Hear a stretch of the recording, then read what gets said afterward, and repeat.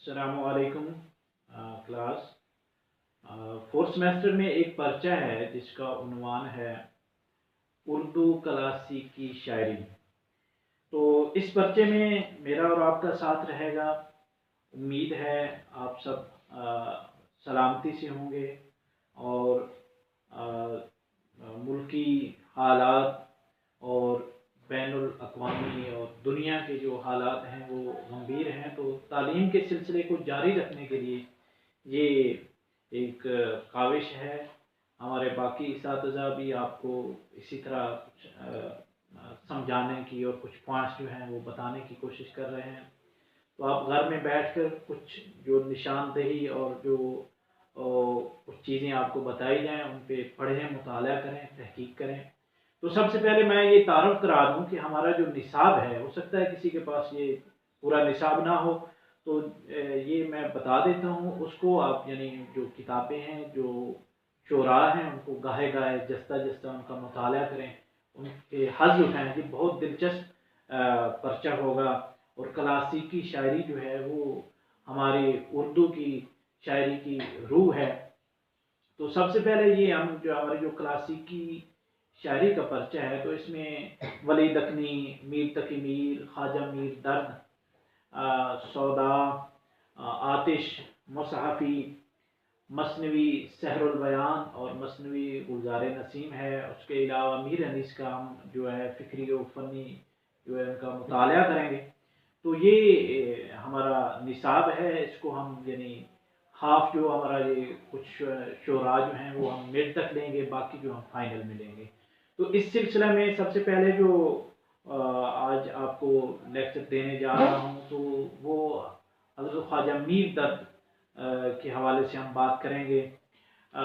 उनकी शायरी में सूफियाना अनासिर, और बल्कि हम कहते हैं, आपने भी ये पढ़ा होगा कि उर्दू के पहले सूफी शायर वो ख्वाजा मीर दर्द हैं। तो उस हवाले से हमारी ये बात होगी ख्वाजा मीर दर्द के हवाले से। तो उसमें जो तसव्वुफ़ लफ्ज़ है, थोड़ा सा मैं टाइम जो है इस पे लूँगा, क्योंकि तमाम शुरा के अंदर ये चीज़ मौजूद है किसी न किसी हवाले से। जो जिस तरह आप जानते होंगे कि तसव्वुफ़ बराए शेर गुफ्तन खूब است, तो इसको यानी शेर और गज़ल कहने के लिए बहुत यानी बेहतर लिया गया। और सूफियाना मज़ामीन को हमारे इब्तदा से लेकर अब तक गज़ल ख़ास तौर पर इससे आरी नहीं है। चाहे कोई भी शायर हो, उसके यहाँ ये सूफियाना जो अनासिर हैं वो मौजूद हैं। तो थोड़ी सी क्योंकि वक्त मुख्तसर है, तो उसमें हम यानी तसव्वुफ़ की जो तारीफ़ है, उसकी जो लुग़वी और इस्तिलाही मानी, उसके हवाले से बात करेंगे कि तसव्वुफ़ जो है ये लफ्ज़ सौफ़ से निकला है। सौफ़ के मानी है पश्मीना, ऊन। तो जो इब्तदाई दूसरी तीसरी हिजरी के जो बुज़ुर्ग थे, तो उन्होंने वो सौफ़ का लिबास पहनना शुरू किया, ऊन का। वो एक यानी वो एक उनका जो एक निशान बन गया, एक अलामत बन गई कि यानी जो सूफ़ी हैं, जो अल्लाह ताला के ज़िक्र व फ़िक्र में दिन रात बसर करते हैं, तो वो ये लिबास पहनते हैं। तो उस हवाले से वो सौफ़ से ये लफ्ज़ तसव्वुफ़ जो है ये बना। इसके अलावा काफ़ी जो तारीफ़ें हैं मुख्तलिफ़ उलमा ने, ये जो तारीफ़ है ये इवन इब्न खल्दून ने बयान की, बाकी काफ़ी मुहक्किकीन ने। जो हज़रत दाता गंजबख्श अली हजवेरी जो हैं वो अपनी किताब कश्फुल माजूब में इसको सफ़ा से ताबीर करते हैं कि ये लफ्ज़ सफ़ा से निकला है। सफ़ा, पाकीज़गी, तज़किया नफ्स के मानी में वो लेते हैं। तो बहरहाल इस्तिलाही तौर पर ये बिल्कुल वही है जिसमें तज़किया नफ्स किया जाता है, जिसमें जो है एक कुरान में लफ्ज़ एहसान आया है। तो उस हवाले से भी इसको लेते हैं हमारे उलमाए इकराम, मुहक्किकीन और दानिशवर। तो इसके जो इस्तिलाह में तो यही लेंगे हम कि ये हर जो मज़हब है उसका एक ज़ाहिरी परत होता है और एक बातनी परत। ज़ाहिरी जो शरीयत है, जो मज़हब है, और जो बातन है उसको हम तसव्वुफ़ का नाम देते हैं।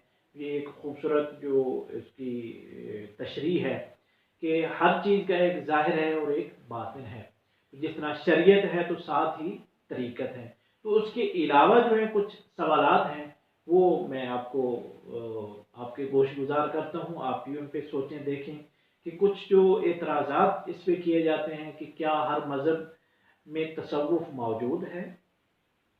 کیا تصوف اسلام کے متوازی مذہب ہے؟ کیا تصوف بدعات اور اجنبی خیالات پر مشتمل ایک سلسلہ ہے؟ ہماری شاعری اور تصوف کے درمیان کیا تعلق ہے؟ کیا کوئی فن پارہ صوفیانہ باریکیوں، صوفیانہ عناصر کے بغیر بھی ایک شاہکار کہلانے کا مستحق ہے؟ تو یہ کچھ سوالات ہیں، ان کے حوالے سے آپ نے دیکھنا ہے. وہ جو آگے لیکچر میں بھی یہ چیزیں کچھ بیان ہوں گی، ڈسکس ہوں گی، وہ آپ نے ان کو سمجھنا ہے. تو چونکہ ہم یعنی خواجہ میر دبت کی شاعری کو لے رہے ہیں تو ان کا ایک جو بنیادی چیز ان کی شاعری میں موجود ہے وہ ہے وحدت الوجود. اچھا، ایک بات اور میں جو آپ کو بتا دوں کہ ہماری جو شاعری ہے اس کی جو روایت ہے وہ فارسی شعری روایت سے جڑی ہے. فارسی شاعری تمام کی تمام صوفیانہ مضامین، صوفیانہ عناصر سے بھری ہوئی ہے. ان میں آپ دیکھ سکتے ہیں خواجہ حافظ شیرازی ہیں، مولانا جلال الدین رومی ہیں، فرید الدین عطار ہیں جن کی منطق الطیر اور مثنوی روم جو ہے یہ مولانا جلال الدین رومی کی، یہ دونوں جو ہے تصوف کی بہت بنیادی کتب اور مشہور کتب جو ہیں ان کے طور پر جانی جاتی ہیں. ان کے علاوہ حکیم سنائی ہیں. تو یہ تمام ایون آپ دیکھ سکتے ہیں مولانا عبد الرحمن جامی، تو ان کے ہاں بھی ہمیں جو تصوف ہے اور خاص طور پر وہ وحدت الوجود کے جو پرچار ہے وہ ہمیں ملتا ہے. انہوں نے اس کو پسند کیا. تو ہماری فارسی جو شعری روایت ہے وہاں سے یہ ہماری جو اردو شعری روایت جس کو مختلف مدارج طے کیے، جس طرح یہ پہلے اس کو ریختہ کہا گیا، پھر یعنی ہندوی کہا گیا، گجری کہا گیا، پھر یہ اردو معلیٰ کہا گیا، پھر اردو کا جو نام جو مستعمل ہے. تو ابتدائی پہلا شعر جو ہم یعنی جن کا کلام ہمیں ملتا ہے وہ ہمیں حضرت امیر خسرو کا ملتا ہے. وہ جو پہلی جو اس کی جو بنیاد ہے اس میں بھی صوفیانہ چیزیں شامل ہیں. تو صوفیانہ عناصر پر ہی یہ اس کی جو عمارت ہے وہ استوار ہے. اچھا، اس میں ایک جو دو فلسفے یعنی وحدت الوجود اور وحدت الشہود. تو سب سے پہلے تو میں یہ چاہوں گا کہ کیونکہ یہ بحث چلے گی آگے، تمام ان کے جو اشعار میں زیادہ تر اس کے حوالے سے مضامین ہوں گے اور اس کے بیان جو ہے وہ تمام شعراء کے ہاں پایا جائے، تو اس کا سمجھنا بہت ضروری ہے. تو مختصر الفاظ میں آپ کو سمجھانے کی کوشش کروں گا کہ ایک ہے وحدت الوجود جس کے بانی جو ہے شیخ محی الدین ابن عربی. تو یہ جو ہے 11ویں 12ویں صدی عیسوی میں پیدا ہوئے، اور اس عہد میں ان کا جو اثر ہے وہ پھر بعد میں مولانا جلال الدین رومی پر جو ہے وہ نمایاں پڑتا، بلکہ وہ ان کا پرچار کرنے میں نمایاں ہے. وہ ان کا جو فلسفہ وحدت الوجود کو اور عبد الرحمن جامی کو انہوں نے بھی اس کو بیان کیا. تو ایون یہ کسی نہ کسی حوالے سے پہلے بھی موجود تھا، پر جس نے باقاعدہ ایک علم اور ایک فلسفے کے طور پر بیان کیا وہ محی الدین ابن عربی ہیں. اس کے ساتھ ہی وحدت الشعور اس کے بانی جو ہیں وہ شیخ احمد سرہندی مجدد الفسانی کو بیان کیا جاتا ہے. تو انہوں نے اس کے اگینسٹ، جب یعنی اکبر کا دور تھا تو دین الہی اور اس طرح کی مسلمان جو ہیں وہ مختلف بدعات میں مشغول ہوئے، بے راہ روی اختیار کرنے لگے، مختلف جو قسم کی گمراہیاں ہیں وہ در آئیں. تو وہاں پر مجدد الفسانی نے وحدت الشعور کا جو ہے وہ ایک فلسفہ نظریہ وہ دیا، کیونکہ وحدت الوجود جو ہے وہ اس میں تمام ایک ادیان جو ہیں ان کو اکٹھا کر کے، جس طرح آپ نے اگر وہ تاریخ پڑھی ہے انڈو پاک کی جو تاریخ ہے، تو آپ کو اکبر کے حوالے سے دین اکبری جو ہے اس کے حوالے سے آپ کو ذہن میں وہ چیزیں آئیں گی. تو جسٹ ہماری وہ بحث نہیں اس میں تفصیل میں، کیونکہ وقت کم ہے. تو وحدت الوجود اور وحدت الشہود، وحدت الوجود کو اب میں اس طرح آپ سمجھیں کہ اس کا معنی ہے وحدت، ایک وجود، ایک وجود ہونا. اور اس کو فارسی میں ہم بولتے ہیں ہماؤس. وحدت الوجود کو کیا کہیں گے؟ ہماؤس. اور وحدت الشہود ہے، ایک سائڈ پہ آپ وحدت الوجود لیں، ایک سائڈ پہ وحدت الشہود ہے. تو وحدت الوجود ہماؤس، وحدت الشہود جو اس میں ترمیم انہوں نے کی ہما از اوس. ہما اس کا مطلب ہے کہ ہر جگہ وہی ہے، وہی ہے، ہر جگہ پر عیاں، وہی ذات، ذات یکتائی.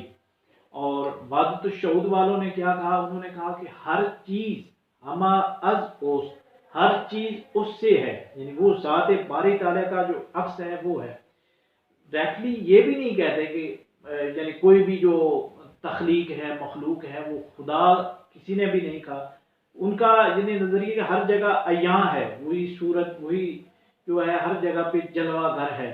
تو اس کی جو محی الدین ابن عربی جو دلیل لیتے ہیں وہ فسما وجہ اللہ قرآن مجید کی آیت ہی ہے، کہ جس کا مطلب ہے کہ آپ جس طرف دیکھیں، جدھر دیکھیں وہی ذات ہے، اسی کے جلوے، اسی کی رہنائیاں وہ جلوہ افروز ہیں. تو جو خاص طور پر ہمارے ہاں جو چشتیہ سلسلہ کے اکابر ہیں ان کے ہاں تو یہ وحدت الوجود ہی پایا جاتا ہے، اور اس کا پرچار اور اس کی تشریح اور اس کی جو تفہیم کے سلسلے میں ہمیں جو ہمارے چشتی بزرگ ہیں وہ ہمارے سامنے آتے ہیں. ان میں یہ ہماری جو لیٹسٹ جو ہمارے صوفی آخری جن کو ہم عہد جدید میں کہتے ہیں حضرت پیر میر علی شاہ، تو ان کے حوالے سے بہت مشہور ہے فتوحات مکیہ جو محی الدین ابن عربی کی دو کتب ہیں، فصوص الحکم ہے. تو ان دونوں کے جو شارح اور سمجھنے میں وہ ملکہ تامہ رکھتے تھے. تو اس سلسلے میں ہمیں علامہ محمد اقبال کا ایک خط جو انہوں نے پیر میر علی شاہ صاحب کو لکھا، تو وہ بھی ہمارے سامنے آتا ہے کہ وہ جاننا چاہتے تھے محی الدین ابن عربی میں. ان کے لفظ ہیں کہ ہندوستان بھر میں کوئی ایسا دروازہ نہیں جس کے اس مقصد کے حصول کے لیے کھٹکھٹایا جا سکے. بڑی محبت اور چاہت سے انہوں نے وہ لکھا. تو اب یعنی آپ دیکھیں وحدت الوجود جو ہے وہ ہمارے تمام شعراء کی جو ہے وہ جان ہے. جس طرح مثلا آپ دیکھیں غالب کو دیکھیں کہ غالب نے کس طرح خوب بیان کیا اپنے شعر میں، نہ تھا کچھ تو خدا تھا، نہ تھا کچھ تو خدا تھا، کچھ نہ ہوتا تو خدا ہوتا، ڈبویا مجھ کو ہونے نے، نہ ہوتا میں تو کیا ہوتا. تو اس میں یعنی اگر میرا وجود، میں اگر پیدا نہ ہوتا، اس دنیا میں نہ ہوتا، تو یہ دنیا کی کوئی چیز بھی نہ ہوتی، تو کیا ہوتا؟ وہ ایک ذات مطلق ہوتی، وہ تو موجود تھی، وہ ابد سے ہے، وہ ازل سے ہے، وہ اس کی وہ جس طرح سورۃ اخلاص میں آئے گا، نہ وہ کسی سے پیدا ہوا، نہ اسے کسی نے جنا. تو وہ ذات باری جو ہے وہ انسانی جو ہم چیزیں ہیں ان سے وہ بری تھے. اچھا، اب یعنی دوسرا ہمارے جو اس شعر کی جو تشریح جو وحدت الوجود کے حوالے سے چیز آتی ہے وہ ہے کثرت میں ہو گیا ہے وحدت کا راز مخفی، جگنوں میں جو چمک ہے وہ پھول میں مہک ہے. یہ اقبال اپنی جگن نظم جو ہے اس میں یہ بیان کرتے ہیں. آپ اس کو دیکھیں، یہ بھی وحدت الوجود کے حوالے سے آتی ہے. اب یعنی اگر وحدت الشہود کے حوالے سے اقبال کے ہاں میں وحدت الوجود بھی نظر آتا ہے اور وحدت الشہود بھی نظر آتا ہے. تو وحدت الشہود کے حوالے سے ان کا یہ شعر دیکھیں کہ وہ بھی اسی جو نظم ہے اسی کا ایک شعر ہے کہ حسن ازل کی پیدا ہر چیز میں جھلک ہے، حسن ازل کی پیدا ہر چیز میں جھلک ہے، انسان میں وہ سخن ہے، غنچے میں وہ چٹک ہے. تو یہ چیزیں جو ہیں آپ کی امید ہے کہ آپ کے جو وحدت الوجود اور وحدت الشعود کا جو نظریہ ہے وہ انشاءاللہ کلیئر ہو چکا ہوگا، کیونکہ ہماری تمام جو آگے شاعری آئے گی خواجہ میر داد کو ہم ابھی یہ پڑھیں گے، تو اس میں یہ نمایاں عنصر ہے، اگرچہ ان کا جو تعلق ہے وہ نقش بندی سلسلہ سے ہے، پر ان کے جو بہترین جو شعروں میں انہوں نے پرچار کیا، جو مضمون بیان کیا، ان میں ہمیں وحدت الوجود جو ہے وہ نمایاں نظر آتا ہے۔ اس لیے اس کو سمجھنا، اس کے حوالے سے اشعار آپ ڈھونڈیں دیکھیں دیوان میں، تو وحدت الوجود کا جو نظریہ ہے اس کو اور وحدت الشعود کا جو فرق ہے ان کو سمجھنا آپ کے لیے ضروری ہے۔ اس کے علاوہ اور بھی کوئی آپ کو مٹیریل مواد میسر آئے تو آپ جو ہے اس کو استعمال میں لائیں، اس سے استفادہ کریں اور مطالعہ کریں، تاکہ آپ کی جو تنقیدی جو بصیرت ہے وہ اور گہری ہو۔ تو یہ ابھی اس پارٹ میں ہم جو ہے یہ یہاں پر جو ہے اس کا اختتام کرتے ہیں۔